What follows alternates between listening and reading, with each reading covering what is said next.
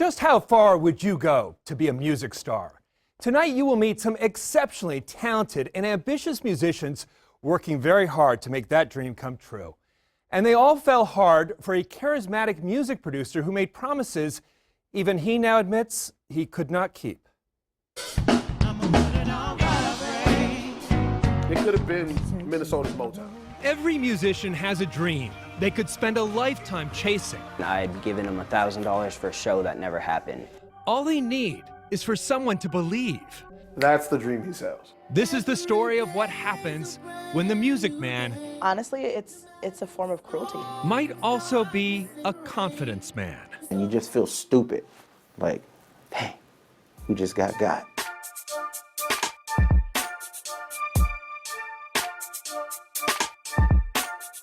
The trouble began right here in River City, Shakopee, with a music producer by the name of Richard Miranda, who ran a business called House Mix Studio. This is Miranda motivating a group of musicians in his studio. This is what we're gonna do here. I love your skill, but I gotta get you out of this thing here. Would you steal my heart, babe? Zach Treichler was there. He's been writing songs since he was 12. He says Miranda claimed to have big league contacts. Said that he'd worked with all these big artists from Janet Jackson, Jennifer Hudson, Bruno Mars even. So Zach introduced Miranda to his friend, producer Sean Smith, better known as Smitty of the Smitty Pit Band. And I was like, wow, we're becoming a family. This can work. And what could go wrong when Brandon Trayvon was already on board, an up-and-coming crossover artist? A lot of the talent that was there were friends of mine, family of mine that brought in like, hey, let's do this. House Mix would eventually have a roster of about 30 artists. For many of them, Miranda was offering to mix and master a 12-song CD for as little as $500. Miranda was also putting together musical showcases at the Poorhouse in downtown Minneapolis. The artists were told they either had to sell 50 tickets or pay $250 to cover the overhead. And at the same time, Miranda was soliciting investors to bring concerts to town, like Janae Aiko. But after a year of big talk and bigger promises, it all started to fall apart. It's like a feeling of being trapped. Shanitria Beatty saw it all from the inside as an intern who became Miranda's office manager. He had told us that there was a deal that had gone through Universal Records where he was going to get $500,000 to use for a year to manage and mix artists. But Miranda would never let her see the actual contracts. Even his real name was becoming elusive. I knew him as Luciano. Richard Miranda claimed he was really Richard Luciano, great-grandson of the notorious mobster Lucky Luciano, who from our research never had any children.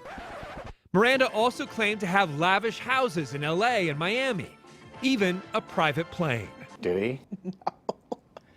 Shanitria was helping run those music showcases at Poorhouse using her own money to buy the VIP swag bags.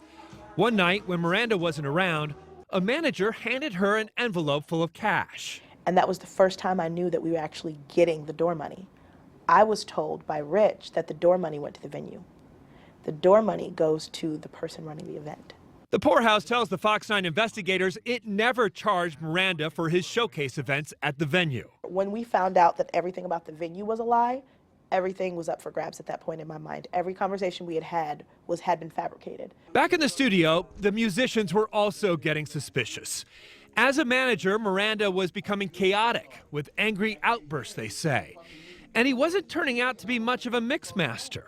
And all he would do is add in a filter here, or it's something, honestly, any kid with an iPad, and if you sit on YouTube long enough, you'll learn. It seems like everything is being prolonged, or when it was time to work on our stuff, we would be working on someone else's stuff. The musicians say their tracks were always getting deleted. They know of only one artist who got their 12 songs mixed and mastered. Even though they were tired of him, they were sick of him, they kept coming back because he had their music. What's your total loss to him? Probably about $20,000, and yeah.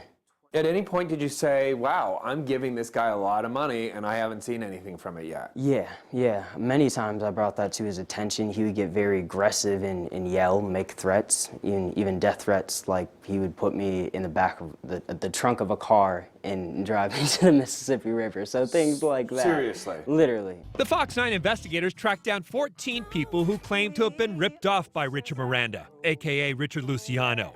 He called many of them his partners. Most took their losses as lessons learned and moved on, but 4 of the artists took Miranda to court for judgments totaling $78,000. You say you're doing something else. Including singer Christina Fisher and her mother, who won a civil lawsuit against Miranda after they lost $67,000. The Fox 9 investigators found nothing about Miranda added up. The music schools where he said he graduated don't have a record of him as a student. And those industry contacts, Universal says it has no record of him as an employee or contractor. Atlantic never responded.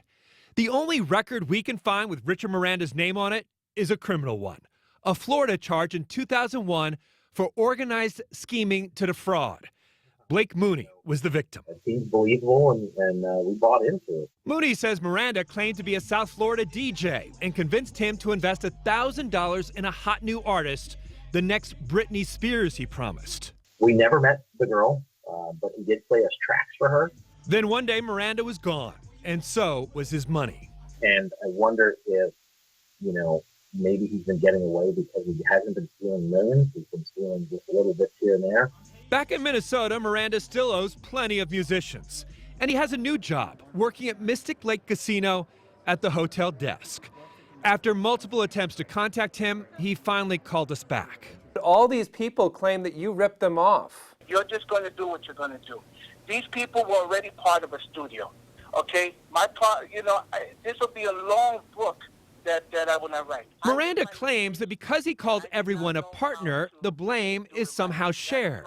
I'm out of the business trying to do the right thing. What's the right thing? What's the right thing? What's the right thing, Richard? What are you trying to do? Pay everybody back.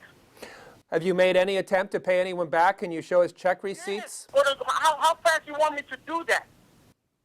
Well, I think the important thing is whether you've made any attempt.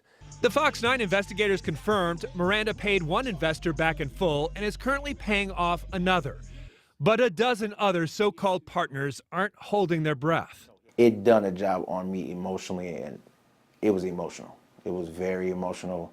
Brandon Trayvon went a year and a half without being paid and was essentially homeless. Because I haven't even told family members, to be honest. This is the first time they're gonna see this. Because I felt so embarrassed, Most of the musicians say they stayed in it so long, not for Miranda, but for each other, believing in each other's dreams, even if the fast-talking music man did not. But do you think these are mistakes, or is this a pattern of fraud? He made choices. He made choices. It was a choice. You can choose to lie to someone directly to their face. You have a beautiful story. He was lying to us. He wasn't making mistakes. He was lying to us. So by now, you may be wondering why Miranda hasn't faced more criminal charges, especially here in Minnesota. It is a very, very good question. Some of his victims did contact police, but were told it was a civil matter and they needed to go to small claims court. Most just ran out of time and patience.